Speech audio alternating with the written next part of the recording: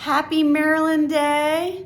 Today I am celebrating with the state spirit, which is none other than Maryland Rye Whiskey. We're a farm distillery, field to glass.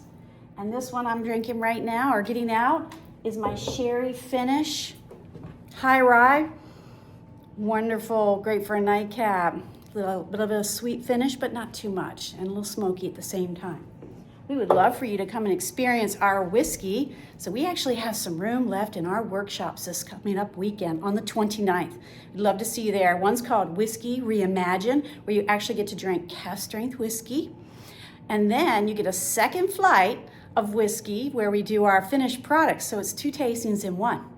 We would love that for you to experience how the whiskey really opens up from that cask-strength to the finished product.